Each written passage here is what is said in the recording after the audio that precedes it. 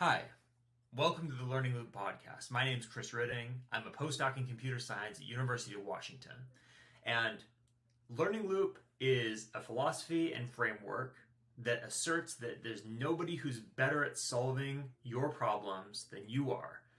But you forget a lot of the experience, lessons, and wisdom that you could make use of to solve your problems. So the solution that Learning Loop provides to the problem of forgetting is to take notes and use notes to design a set of tools for you to remember what you need to remember when you need to remember it. And you will be the designer. But on the show, I take you through general principles for designing that thing which you can think of as your own custom-built book of wisdom. So you can stop forgetting what you have learned through hard experience, through books, through conversation, through introspection, and you can hold on to all of that and use all that valuable experience and wisdom to live a better life. As you listen today, you should be thinking actively, paying attention to what occurs to you that you could try, what you could improve, what you should stop doing, etc., and then act on those impressions. This podcast should give you concrete things to try to solve your own problems. And if I'm doing my job, then you should be solving your problems at the end of the day with the thoughts that arise as you listen here.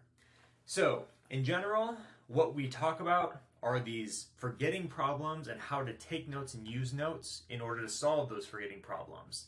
So, the problem that we're going to be talking about today is unreliable memory. Unreliable thought flows. What do I mean by thought flow? By thought flow, I mean a sequence of thought. One thought leads to another, leads to another, leads to another. And I have this family of things called soft thought flows, and I have a family of things called hard thought flows. And what's the difference between these two things? A soft thought flow is when you can't really tell, or it's not 100% certain, what thought is going to follow another thought. So for an example, if I am grumpy, or if I'm bored, many thoughts could follow that thought. I could think, wow, I really don't like the people that I'm with. Maybe I shouldn't be friends with them. Or maybe I'm thinking, wow, that was a gross dinner. I should have had a more delicious dinner. Or maybe I'm thinking, wow, I really should have slept better last night. Or I might be thinking, wow, I really hate my job. The softness of the thought flow is basically the fact that if you toss a marble onto a soft surface, it's going to go in one of many different directions, hypothetically. If you throw a marble onto a pillow, it might go down the left side, it might go down the front side, it might go down the back side, it might go down the right side. And you don't really have a way of predicting exactly what's going to follow. So these high entropy, high uncertainty thought flows where basically many different things could follow on the heels of the thought, that's a soft thought flow. And to me, soft thought flows are what happens when you, in your mind, think things without the aid of external tools. So this is as opposed to a hard thought flow. A hard thought flow is a reliable thought flow. I think of hard because when you put a marble into a hard surface, it takes one direction down that surface. And so this would be, if you think of, if you're grumpy, and the very first thing you do is always not to come to conclusions about what made you grumpy, but to ask yourself, what right now is making me grumpy? And then you proceed down a list of the modal or most common things that make you grumpy. That would be an example of a hard thought flow because you can predict exactly what's going to happen when that first thought comes. And so in general, that would seem more like a computer program where you have encoded explicitly, you've hard coded exactly what kinds of thoughts would follow what other kinds of thoughts. And so in general, I think that soft thought flows are these flows that your mind, your unconscious mind, your messy brain kind of dictates. And then hard thought flows are something like a program that you've written, that you've designed for yourself. And as I gave with the example of being grumpy or being hungry, you can have soft thought flows follow that thought, or you can have hard thought flows follow that thought. So why am I talking about this? The thing that we need to realize about soft versus hard thought flows is that if the unreliability of thought winds up being a problem for us, then we might be well served by designing hard thought flows for ourselves. So in that example that I just gave of I'm really grumpy, and sometimes I blame it on my friends, and sometimes I blame it on my job, and sometimes I blame it on my religion, maybe I've decided at the end of many sequences of introspection that I wish I wouldn't have had that thought naturally and instinctively in reaction to the first thought. Maybe I decided I'd rather have a different thought. So when I say I'd rather not conclude that it's somebody's fault or a circumstance that's bad, it's not because of these things that I'm having a grumpy time, but maybe I want to ask myself the specific question: what actions could you have done better today that would make you not grumpy? And maybe I've decided in my moments of introspection and in my moments of clarity that that's a really useful exercise to go through. And so maybe I write down in my notes whenever I feel grumpy that the next thing to do is to ask myself, what could I have done better that day?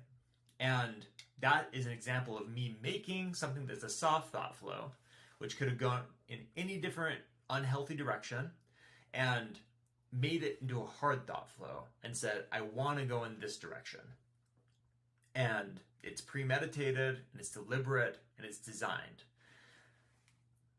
I don't think it's true that you always want hard thought flows. I'm not really arguing that hard thought flows are systematically or categorically better than soft thought flows. But in situations where you want to avoid the stochasticity, the randomness, the uncertainty of certain thought flows, because maybe pretty often it leads somewhere where you don't want to be, you might be well served by hard thought flows, like in this example of the thinking trap of grumpy leads to it's my friend's fault.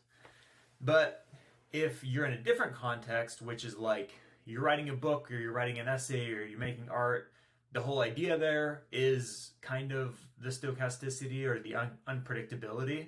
And so you wouldn't want to follow a hard thought flow there. You'd want to follow a soft thought flow. And so I just want to give you a couple of examples of hard thought flows that I've made that have been really helpful for solving my own problems. And then I'm going to take you through how you can make your own thought flows and your own notes to solve your problems. Okay, so here we are in my daily notes in Obsidian, the note-taking software that I use. I have my direction, and I have my to-dos, and I have my notes, and all that's collapsed because you probably don't care about that. But I'm going to show you through some hard thought flows that I have designed that have been very helpful for me. So an example of this is my Overcome page. In my Overcome page, I have all of these examples of thinking traps that I have a hard time knowing what to do on the back of. So I don't really like the soft thought flow because what happens naturally is unpredictable and it tends not to be that healthy. And so I'd rather avoid that. And so, an example of that I could give would be this general unhappiness. So when I find that I'm generally unhappy, that's a cue for me to go to this general unhappiness section of my Overcome page. And the hard thought flow that I've made is go to the reframe page or go to the happiness page. So if I go to the reframe page, then, here's this definition. changing your interpretation for the sake of your emotions or for the sake of your conclusions, this is to course correct when you make wrongful or unhealthy interpretations of something, say a circumstance or someone else's actions or a scripture. So the idea that you can change your emotions, change your interpretations, and not just one ground truth, that is something that I found is useful on the backside of general unhappiness. And so, okay, that's one hard thought flow. Another hard thought flow is leading to happiness. And it says, there's a how-to section. One thing I can do to get happiness is to accomplish. Another thing I can do to get happiness is to be active. Another thing I can do to get happiness is be grateful for what I have. So you hopefully will get a flavor that on the back end of unhappiness, ordinarily, with my normal soft thought flows, I'd be thinking, who knows what kind of thing? I'd be thinking there's not a God. I'd be thinking nobody loves me. I'd be thinking that I chose the wrong career. I'd be thinking, poor me, yada, yada, yada, yada. But when I go down these hard thought flows to reframe or to happiness, it's pointing me to a more healthy, more productive channel for this energy that's coming on the heels of general unhappiness. So that's an example where I replace naturalistic, soft thought flows with a hard thought flow in my overcome page. Another place that I do this is in how-to sections of various pages. So like, let's choose a random activity that I do, like reading. I know I have a how-to section in reading. And basically, when I read, the soft thought flow version of reading is I wind up in a book and I just start reading, doing whatever I feel like, thinking whatever thought occurs to me. And in the past, my good reading sessions have been downstream of specific kinds of actions, and my bad reading sessions have been downstream of specific kinds of actions or negligences.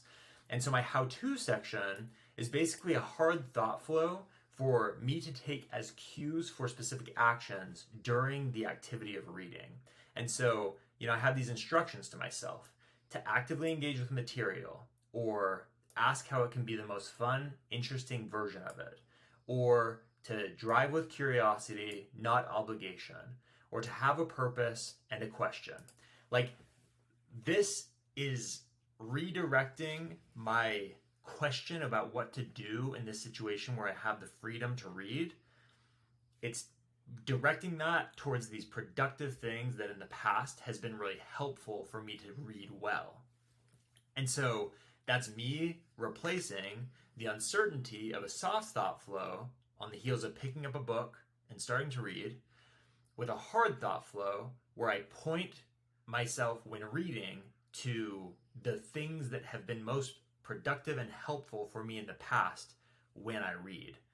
And both my overcome page and my how-to page on this reading page, my how-to section on this reading page, have been super, super helpful as I don't want to get trapped by these soft thought flows. So the first key step for anybody trying to design these hard thought flows for themselves is to identify when soft thought flows don't really serve you that well. Is there a specific cue? Is there a specific moment that happens in the day? Is there a specific stimulus? You're on a specific kind of walk, or you're in a specific kind of social situation, or you're at a specific part of your workday. Is there some cue or point where oftentimes you kind of don't like the way that your brain goes ordinarily? Or even if you don't actively dislike it, you don't actively like it. Once you see that if you kind of like left to your nature wouldn't automatically do the right thing, then that's an indication that a soft thought flow might not be the best reaction or response to that moment's stimulus. And maybe a better response is a hard thought flow. And so the first step is identifying problematic soft thought flows. The second step is identifying healthy thought flows in general. And if you have notes, then you can encode them one time.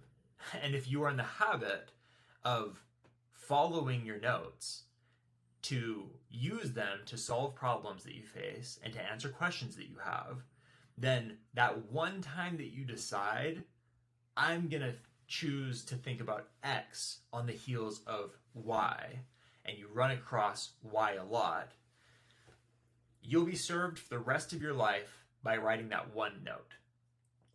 And of course, you have to be in the habit of recognizing the cue in order to go from the encoding of the cue in your notes to the response. And so you have to be somehow in the habit of referring to your book of wisdom, to your designed notes, if you want them to be useful, of course.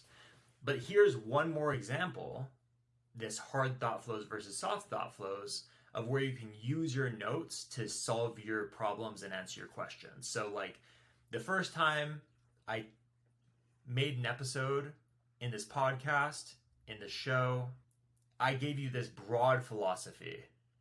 And then in the second episode, I showed you a values sheet and a principles sheet and a vision sheet to help you to remember why you're doing the things that you do in your life, and also how to do the things that you do in your life.